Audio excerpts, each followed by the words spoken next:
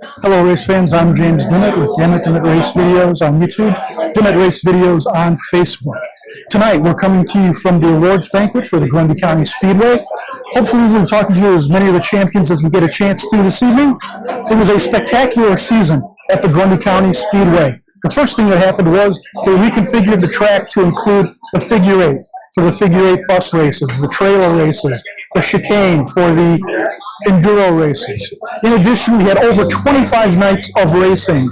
The Crown Vic class saw an increase. We also had the Sixers and the High School Racing Association migrate down from Rockford Speedway. We had the Spring Classic, the Bahama Brackets Nationals, and the Bettenhausen 100. 4 of the 10 divisions, that's right, I said 10 divisions of racing, 4 of them were decided by 30 points or less. And tonight we're going to talk with some of those champions on this episode of The Pit Stop.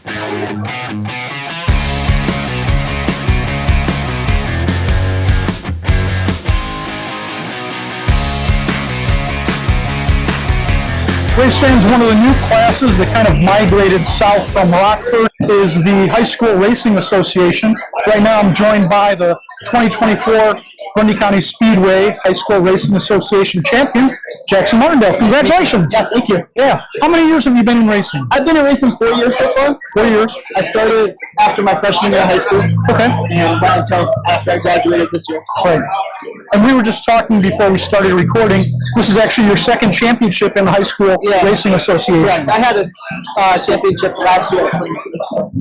How did you like, or what did you think about racing at Grundy? I like Grundy. It was a lot faster than Rockford ever was. You have to go in the corner. You have more speed coming out. It was definitely a change, and it was a fun change. Now, did you race strictly at Grundy this year, or did you go to some of the other tracks? I ran 19 total races. Okay. So I ran all over Wisconsin. I went to the Dells, Madison, Singer. Oh, wow. I went multiple places. I tried dirt. I tried Sycamore, all that stuff. So what challenges, if any, did you face this year at Grundy? My biggest challenge was getting used to a flatter track. At Rockford, the banking kind of helped you turn through the corner. At Grundy, you definitely had to work towards turning through the corner and getting on the gas as soon as possible. And with the Sixers and the HSRA being a new class, a new division at Grundy, there were some nights when those two classes were combined in a race. Was that confusing at all as far as like who was ahead of you, who you were ahead of, things like that? It sometimes got confusing, but I raced everybody the same. I tried to do that at least. I didn't worry about who was in front of me, who was behind. I just raced. And luckily enough, it ended me up getting 2 wins, second place and fourth place, I think. So it was definitely fun. Who helped you out this year as far as crew? My dad helped me out a ton. He took me to every single race track. My mom helped me out a ton too. She went to as many as she could. My girlfriend, all that stuff. Okay. Did you have any sponsors this year? Yeah, I had 425 Manufacturing, Freebies, Junkyard, Perez Landscaping, and D&M Pallet. Okay. And then what are your plans for next year? Are you going to be back for some more racing at Grundy? I'm going to be back, but I'm going to be a pure stock next year. Pure stock? I moved up, yeah. Okay. Do you already have the car? Yeah, I already have the car. Okay. What's the significance of the number 13 for you? It was the first year. I was 13 when I first started playing club soccer, so it was my first number. I was in a high school team at 13 playing club, and it just kind of stuck with me. I love the look of the number. Most people think it's unlucky, but I think it's always been my lucky number. All right. Well, once again, congratulations on your championship, and we look forward to seeing you next year at Grundy County Speedway. Appreciate it. Thank you. Race fans, I'm with the 2024 Grundy County Speedway Sixers champion, Jason Vanis. Jason, congratulations. Thank you, thank you. This is your first championship at Grundy. Yes. Feel pretty good? It does. Yep, I had a pretty good season down here. You mentioned earlier to me, we were talking a little bit, that you had some championships up at Rockford. I did. How was it for you adjusting from Rockford to Grundy? Well, it's a big deal because I ran Roadrunners up at Rockford, so the V8 classes, and now here I'm running a 6-cylinder class. It's cheaper to get into at the time, so it's kind of what I got into. We came down for Spring Classic because I just wanted to race, and nobody else up in Wisconsin was running yet. We wanted a feature, so we decided to come back the next race. Let's do it again. Yeah. So it was good. it's nice and wide. It fits my driving style. So. Yeah. You had some challenges there every once in a while from Mike Peterson. Yeah, Mike and I, we brought it around. He's got a really fast car.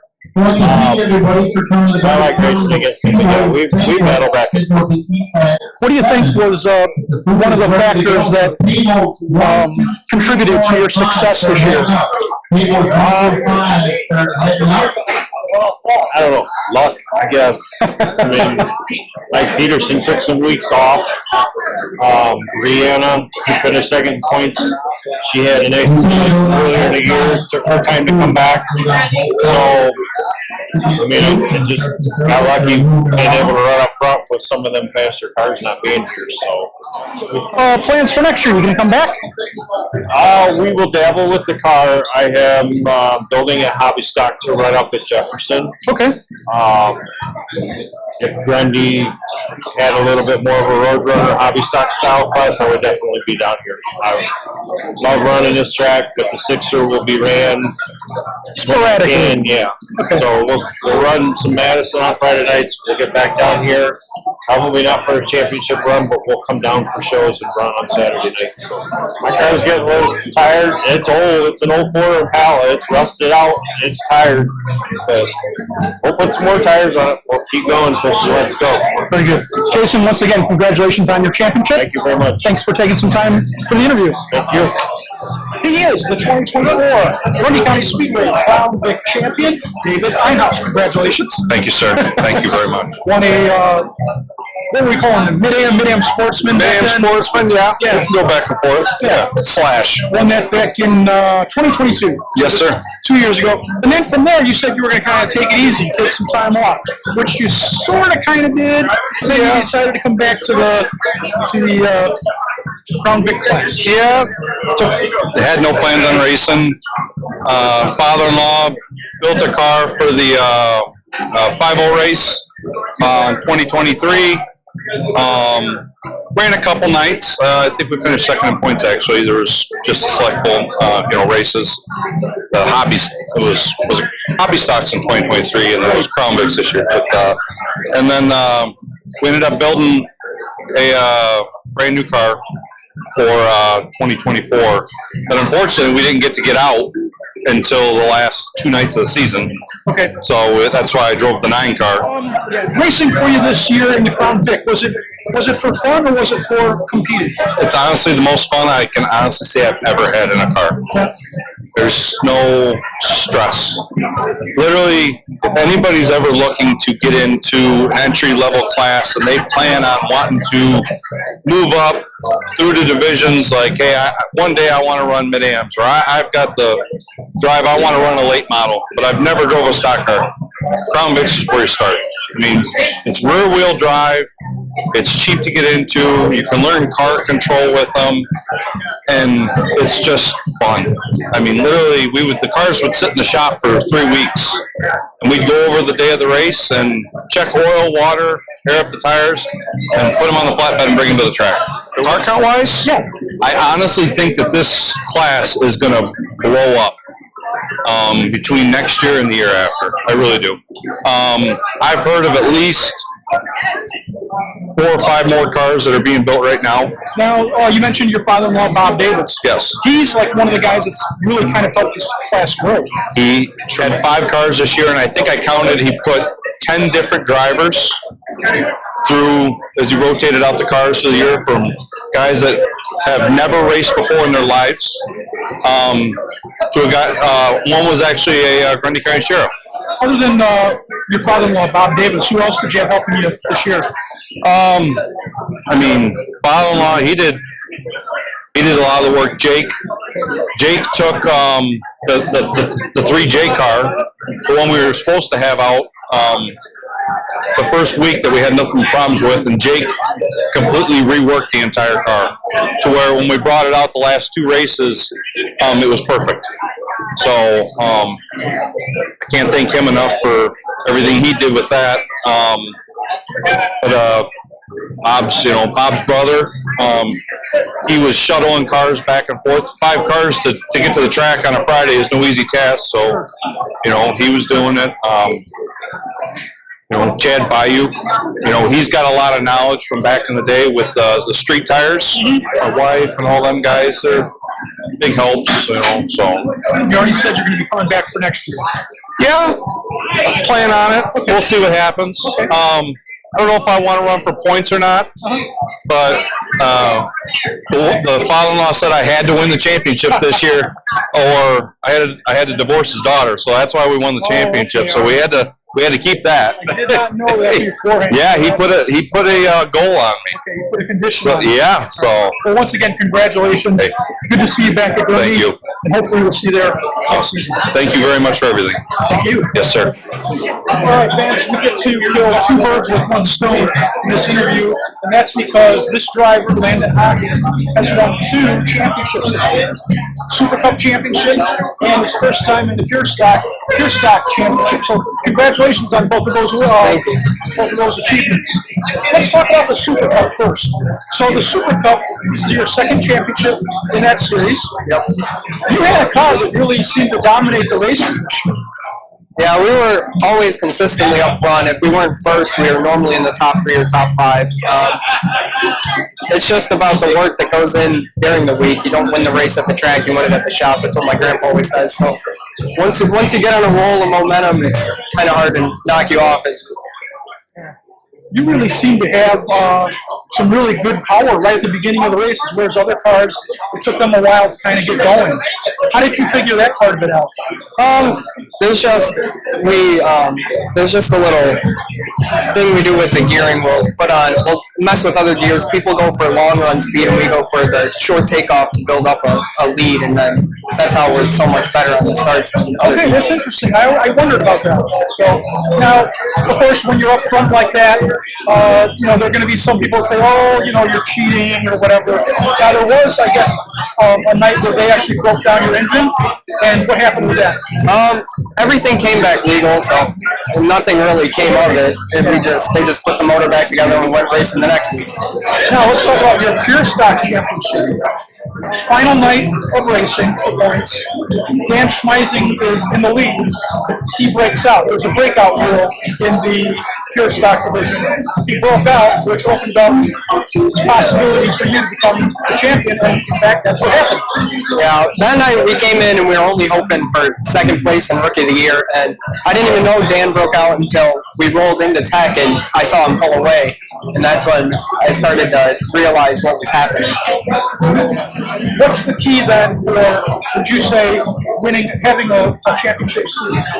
It's all about consistency. We didn't win any features, but we were always up there in qualifying or up there, and we would win heat races and always finish in the top 5 or 6 in the features. So that's really all it's about. What are your plans for next year? What have you thought so far? We're planning on moving up. We don't know what to yet. And let's talk about who's your crew, who helps you on these cars. My grandpa helps a lot. He does a lot of the stuff. And then Johnson Urcha helped us out a lot this year with the Super Cup. Jason Nelson helps us out a lot. Matthew Hughes, Dave Schorber, High Performance Lubricants and CKT Racing Engines, and Eric Heddens in the Midwest Super Cup Series. Well, congratulations on your double championship. That's quite of an achievement. And there's not too many racers that can say they've won 2 championships in the same year. So hope you got some room on your table for some extra hardware. Okay? All right, Landon Hockey, everybody. Thanks. Race fans, I'm here now with the 2024 Grundy County Speedway Mid-American Sportsman Champion, Kevin Murphy. Kevin, congratulations. Thank you. 3rd championship at the Speedway. Yes. This one you had some pretty good competition there for a while, from number 99, Matt Clemens, Jeremiah Senko, Cameron Preisler. Yes. So it was not an easy championship. It was not an easy one to win. No, they never are. This class has been really fun to race in lately. A lot of good, talented drivers. Good respect, and yeah, it was a fight every night to run up front with those guys, and I just really like racing in this division, and there's good guys in it, and me and Matt Clemens have been in it for quite a long time, so always seem to meet up with him towards the front, and it's always good racing. We also had, on some nights, we had an influx of some of the drivers that were doing the Mid-American Series. So the field really grew on a night like that. How was that for you, dealing with extra cars out there? I always think it's good to have more cars. It does add a little bit of pressure because there is more points to lose on those nights, but there's also points to gain some of those nights if you can run up front with more cars. So I enjoy the bigger car counts. It does add a little bit of excitement, a little bit more. I wouldn't say nerves, but yeah, just excitement, and it's good to see a good field of cars for the fans. What did you think about that outer groove coming in this season? Our car kind of took to it early off. We made some good passes up there, but more towards the middle of the season, towards the end, I really couldn't.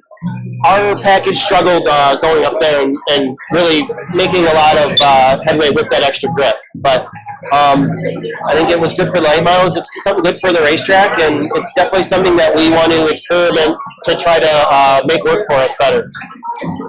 You had to me, this is just outstanding, 23 top 5 finishes through the season. That's an incredible number of top 5 finishes. Yeah, we always kind of look at trying to be consistent, and you know, my team does a really good job that we get to push a good race car out of the trailer every night. That sort of shows itself when you look at the season-long stats. Is there any race or any event in particular that sticks out in your mind as one you're really proud of? I tell you, I was able to race every one of the Bradley Memorial races, and that's one that got away from me several times. We've been leading that a couple times and had mechanical failures, and just really always wanted to check that one off our bucket list, and we got that win this year, and that one really meant a lot to us. Remind us who's part of your crew and who helped you this year. My brother is my crew chief and my spotter. He really is a core person that keeps our team together, and he does so much during the week. He has 2 jobs, and then my nephew's racing go-karts this year now too. He's just racing around the clock. And Murphy Racing really has their hands full. Yeah, we do. We're enjoying it a lot, though. My tire man Billy, my fill-in tire guy Gary Anderson, Gary Jurek, Home Engineering guys Dave Can, and Doug really have been helping me out a lot too. So it's really good that we have a core group of people that have been with me since 2010, so 14 years now. I'm really proud to say that. I know you don't have the car in front of you, but how about some of your sponsors? Insulation Concepts has been with me since day one, and Crown Heating and Cooling, Church Collision has been with me for a while, Rendell's Towing, Cornwell Tools, Driven Racing Oils, CW Tiles, GFB Trucking, Advanced Powder Coating. Gosh, if I'm forgetting anyone, I'm sorry. Yeah, exactly. I understand. What about your plans for next year? Made any decisions yet? Yeah, we'll be at Grundy quite a bit, if not full time. Try to go back and have another good run. We want to hit some traveling races with the Mid-Am Series is always our goal. It's just depending if they align, and now we're trying not to take a lot of nights away from my nephew that's racing go-karts at Kinky on Saturday, so that kind of complicates some stuff, but we want to be out and race the full season or as much as we can next year. Yeah. Well, congratulations again on your championship. Thank you. You'll be ready to pick up another trophy to add to the trophy case tonight? Yeah, it's we're expanding, so it's always good. Pretty soon. Race fans, I'm here with the 2024 Grundy County Speedway Street Stock Champion. His first championship, Ryan Dawson. Congratulations. Thank you very much, James. I appreciate it. How does it feel to have that word champion follow your name now? Yeah, it's crazy. You know, my dad got one, like I said, and when we had our first interview, and I didn't want to think about it too much, but here we are as champions. It's crazy. Absolutely. You had 19 top 5 finishes, 7 fast qualifiers, 5 feature wins. For a while there, you and Jonathan Stevens were really tight in the points race. Yeah.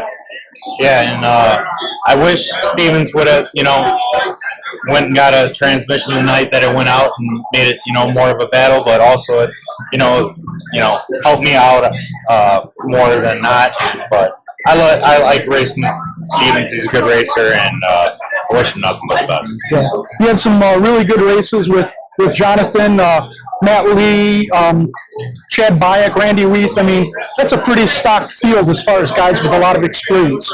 Right, and and all the racers, that were up at the front, they're good racers. Always clean, hard racing.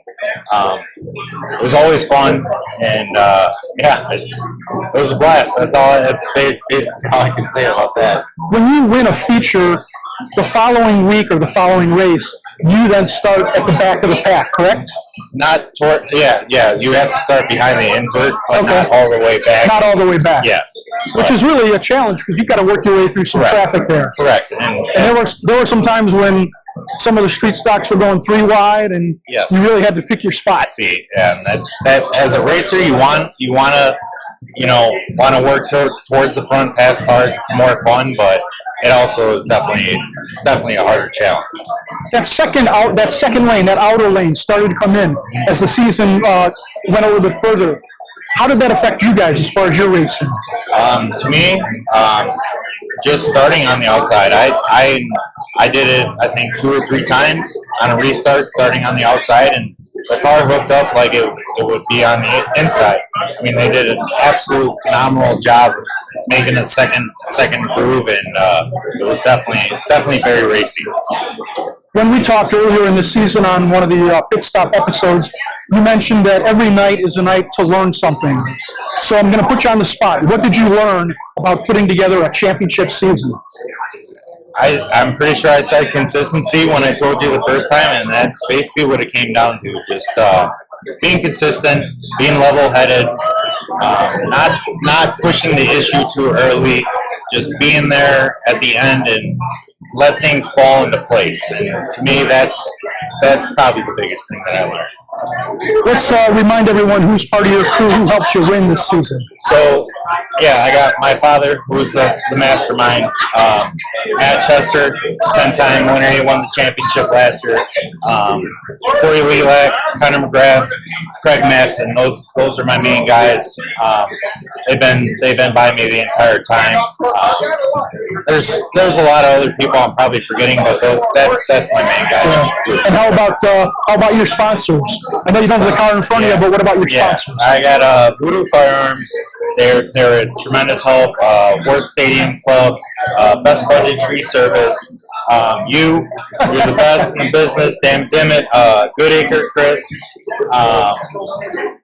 Twisted Graphics, Macro Tools, my dad.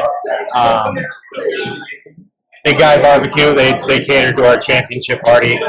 There's probably a couple other I'm forgetting about, but Yeah, so please forgive me. He's got a lot on his mind tonight. Yeah. What are your plans for next season? Have you decided anything yet? Same thing. We'll be back in the street stock, the same car. We have another car.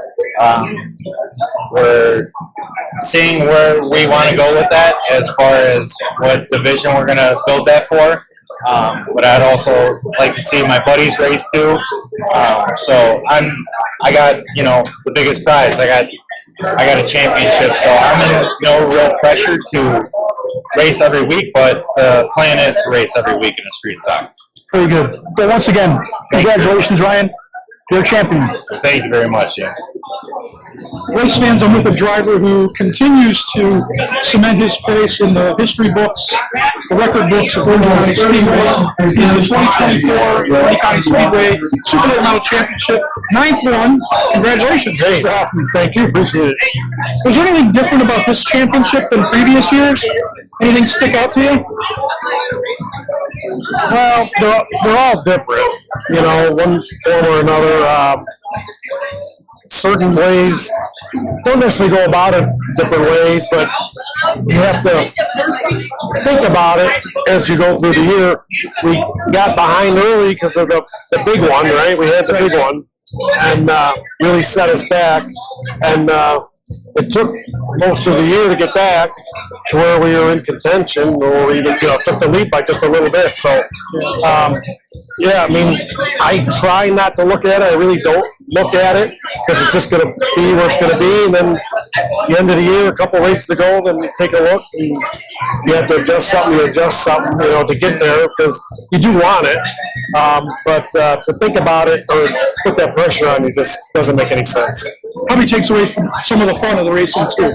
Yeah, well, yeah, maybe that's why I don't look at it. I don't care. I just want to go race, have some fun, race, trying to win a race, and do the best you can, stay out of trouble, and it's always a line of aggressive, not aggressive.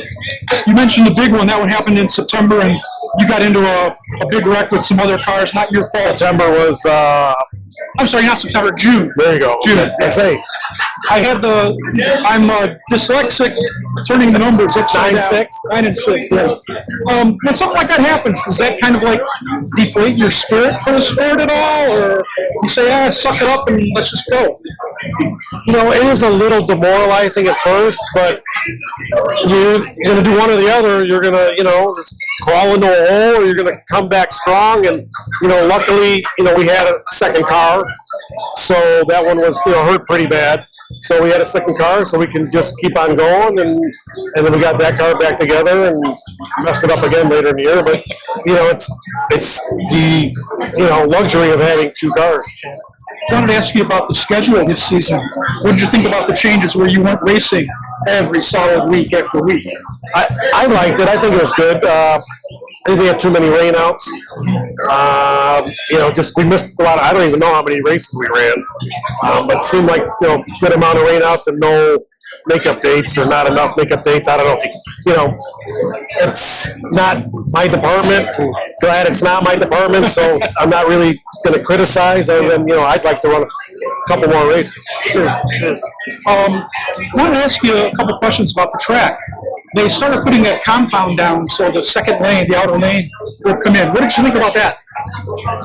I think it changed a lot for the racers, for the drivers and the crews, because it changed just how you drove and where you drove and who tried it first. And it reminded me a little bit of Rockford Speedway, where you could come up in there and drive in hard and see what happens. Where when it's on the bottom, you got to get nudged. So it changed the whole dynamic of how you race, to a degree, and it definitely made it fun to watch. I mean, you had some great runs. You versus Larry Schuler, you versus Blake Brown, you versus Jeremy Miller. Those are the ones that kind of stick out in my mind. But it really made for some interesting racing, that's for sure. And if that's what works and that's what the fans want, then so be it. I know some drivers weren't happy with it, and I was up and down with it. But we're there to drive. If you give us the power, then we're all in trouble. What did you think about the features being extended by 5 laps instead of 35, going to 40 laps this season? Yeah, I like that. I mean, for racing less, then run a few more laps, and they added a little bit of money, I think. So all good. Is there any race other than the big one where you had the big wreck? Any other race that kind of sticks out in your mind that you were happy about, pleased with the results you came up with? Well, maybe the best race was it the 76 lapper? Where car was really good, got the lead, and it stayed all day. All night long. We've had times where the car changes a little bit during the night, so we got to get a handle on that. So overall, that maybe was the best night we had. I thought we had a good car for the Benthausen, and then I just ran up on the wall in the front stretch, made a little bit of a mistake there, and messed that night up. And that's always a big one we look forward to. So I'd like to have that one back. Sure. The 76 lapper you talked about, I believe you took the lead on lap number 10, and you were just outpacing the field the rest of the way, pretty much. Yeah, I think Blake was on our heels pretty much the whole race, and whether he was fast or not, I don't know. Whether he was waiting for a mistake, I'm not sure. But that I was pretty wore out after that one. What about your plans for next year? Coming back? Yeah, same stuff. As long as I can walk and talk and see, then we'll do it again. And we've got the stuff. And where else are you going to go? Traveling is hard, and competition when you travel is even harder. So we might do a little bit of moving around, but see what the schedule is. But figuring on going back. And then can't forget the crew who helped you this year on the car. The same guys. I think we're going on 50 years together. 30. It's 30 years together. A lot of us. Something. It's a long time. So now it's Mark and Diane who've been there forever. Mark used to race, and then Larry, Advanced Generator, has been there forever. Back in the Jeff Craig days. Starting in late 90s. So that's 30 years. So those are key early people. And Chris and JJ, who've been at the track forever, they came on a few years ago. And then let's not forget about your sponsors. We always like to remind people who your sponsors are. Talk about forever, right? Feast Oil's been great, and they've been with me since 2000 or before. I don't even remember what year. So 25 years, give or take, of that is great. Advanced Generator's great, and right now we got Morrissey Race Cars, and he's doing a great job and keeping us, in contention. All right. Once again, congratulations, 9th track championship. Going to come back and see what happens next year. See if we can run out of fingers. All right. Thanks, Eddie. Thanks.